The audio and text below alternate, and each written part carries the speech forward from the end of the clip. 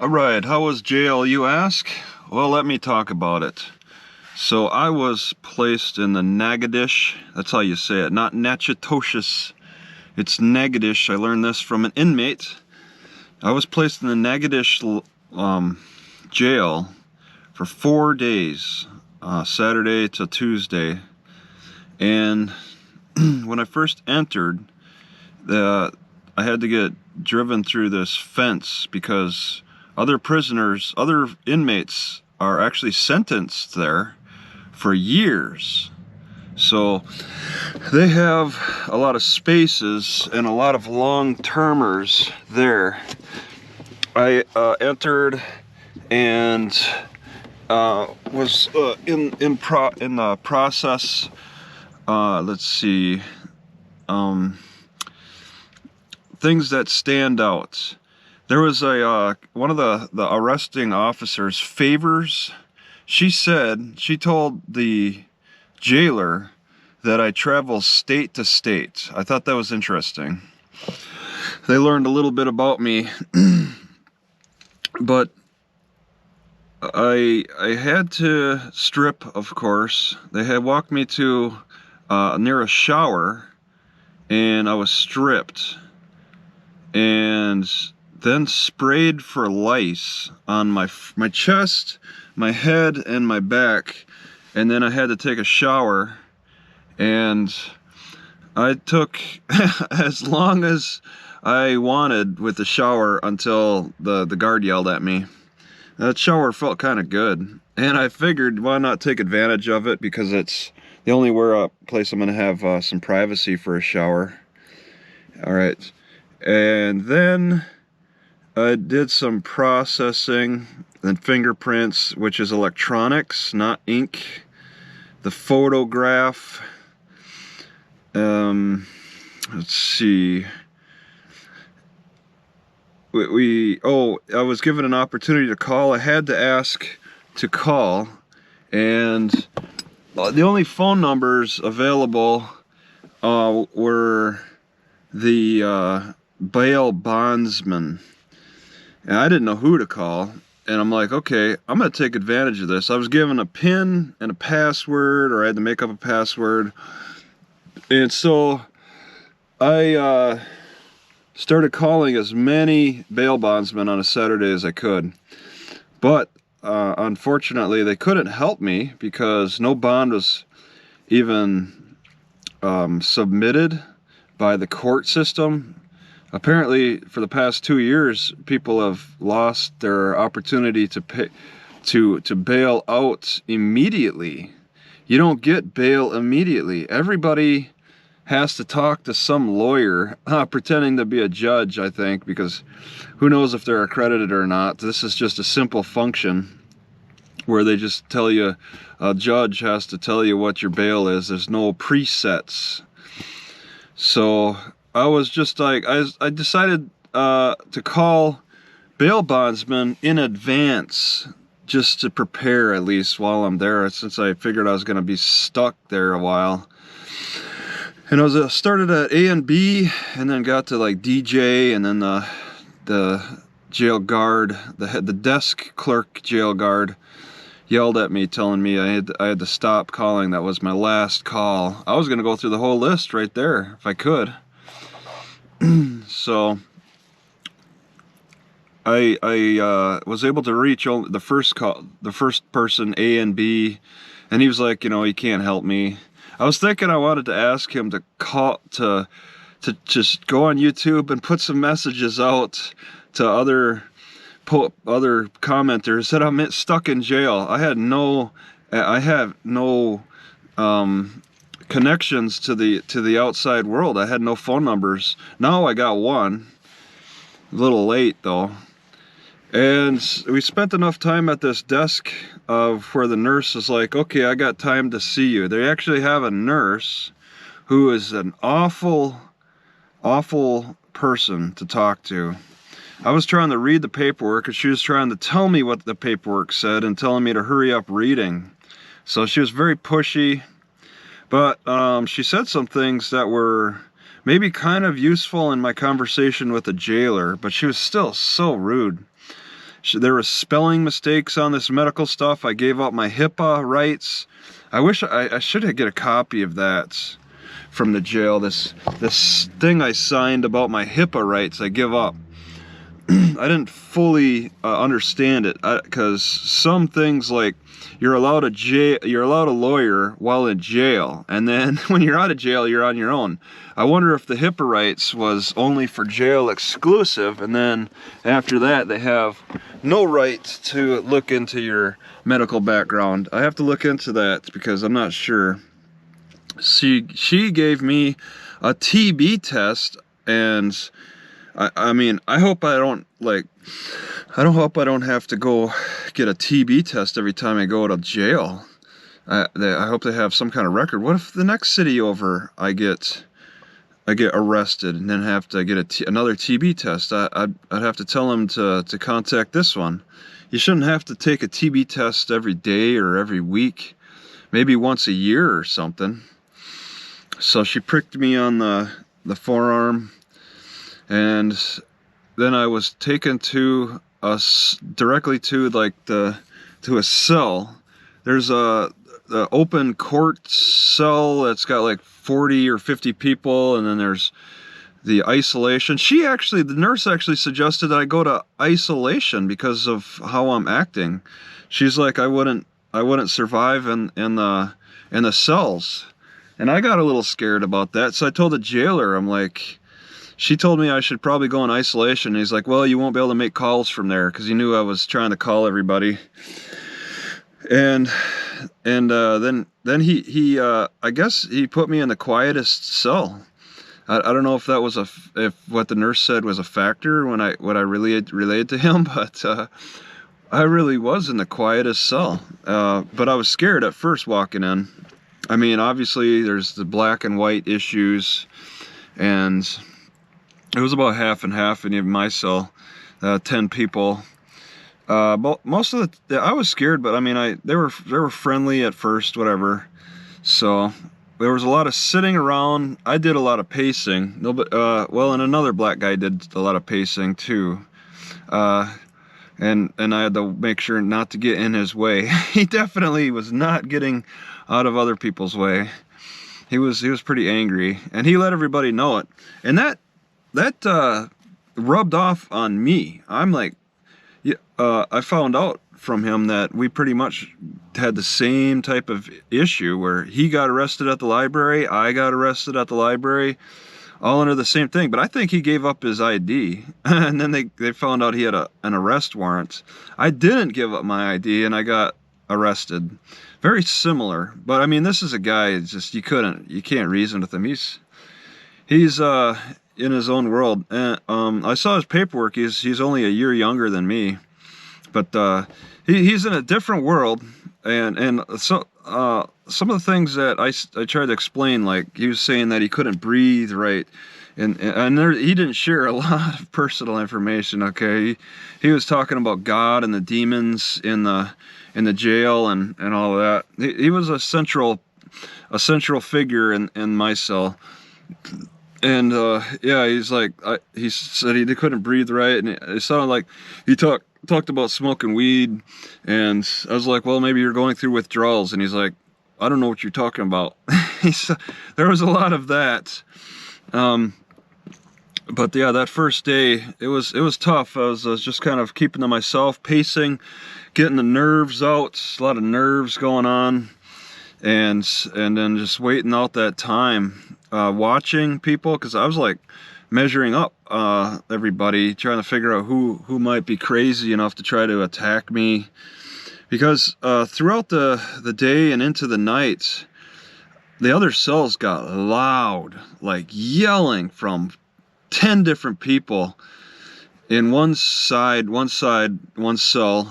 banging on the walls and doors. It's a lot of racket, a lot of noise.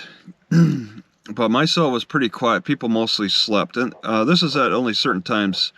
More in the evening time, definitely, the loudness increased. So I waited my time out, just waiting for the next meal, watching a lot of TV. I learned how to use the remote, and it's easier these days. I think the remotes might have gotten easier because they seem to have been complicated maybe 10 years ago, more complicated. It was easy to figure out, and I was flipping through the channels, lots of channels to flip through of all varieties. We had like 50 channels, but I was more in control of the TV in the morning time. They were in control of the TV at night, and of course, they liked BET and black role models in TV shows and movies. I tried to watch the news in the morning and stuff. There was a football game. Somebody won the playoffs and all that. Saturday night and Sunday nights. So there's a lot of TV watching, a lot of learning stuff. And slowly I started to get to know who the inmates were a little bit. And I learned that there were some in there who was serving a year. So they were like, one guy was transferred from Baton Rouge jail to this one, and he's serving a year, or maybe a couple years. He had a year left, and he did go on work release in Baton Rouge, but now he's got to get work release again. He actually took my cop channel. He wrote my cop channel down, or I wrote my cop channel down for him because he was interested in that. So there's some of them people in there were actually post conviction. I'm pretrial, so they intermix us all. And I was told even in the 40-man unit, you could be mixed in with the pretrial could be mixed in with the post-conviction. So I think the loud people were probably post-conviction. But then again, there were some pretrial in my cell who did get loud. There were some guys at certain times who did get really loud. That guy in almost my age, same arrest, pretty much. He got loud at times. I appreciated what he said. He was just preaching about his situation a lot, talking about how crazy it was. That's a very popular word to say. It's crazy in Negadish, and some people talk with such a thick accent. It's almost like they're speaking another language. Next to when I was trying to like sleep, and there was one night, it was like towards the last night, I was listening to conversation and I didn't understand a single word that was being said. They were talking with such a strong dialect, and it actually increased my anxiety. I was trying to like rest and I couldn't rest. I had conversational anxiety or something. I didn't participate in the conversation. I was just laying down, and there's such a thick, I couldn't follow what they were saying. Maybe every so often a word. It's almost like listening to Spanish. Every so often I would understand a word, but I mean, not the context at all. So it was really a learning experience there. There was a lot of me asking, what did you say? But there were some friendly people. I made sure to pronounce my words with a little more emphasis. I try to always, but just to make sure, just to try to encourage them to pronounce their words with a little bit more pronunciation with the English language. And it was interesting to learn from. I'd rather not have been a part of that, but it was interesting to learn from them. And I started to like some of the guys there that I spent 4 days with. Like Tay was pretty helpful, and interesting. I mean, I didn't make a lot of conversation. It was more me watching TV, us watching TV, that type of thing. Them having their own conversations, me listening. It was just, I was trying to give them, everybody space, I had space. So spending the time doing all that, just a lot of anxiety of being enclosed in this brick enclosure, and knowing, and it's really frustrating knowing that I'm right to sit in jail like that. And yeah, about the third day, they were on Monday, pretty much, whenever people were getting to see the judge. Three of them got out to the front and were given paperwork, and then I guess talked to a judge on a phone. That's what I did, at least. And one guy, he didn't get any paperwork, or he did get paperwork, but man, he said that he said he spent all night thinking about it, and he got really frustrated, just yelling. He started yelling about, oh, they got the wrong name, and he was pounding on the glass. Two of the guys there definitely pounded on the glass pretty hard, as hard as they could, with their hands, pounded on this microwave. The microwave started out in pretty good shape and got banged up by his hand. He was doing that to get the attention of the guards, banging on this microwave. It fell off the shelf once. Just really creating a scene. But I mean, these guys, they're not angry. They're angry at the system. They're, you know, I don't think they would take it out on me. I never got that impression.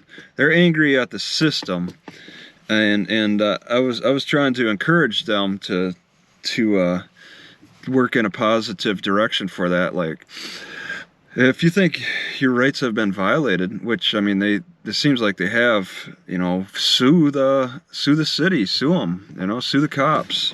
I was trying to encourage all that. It was just deflecting the focus off of me, but there was no focus on me to start with. But I mean, I don't think these people will listen to me anyway. It was just kind of casual complaining. So there are 3 people who got out. They got to like talk to the judge. I was supposed to be a part of that group. All right, 3rd day. I shouldn't have spent 4 days in there. I should have only been 3, apparently. So I spent 4 days when I should have only spent 3.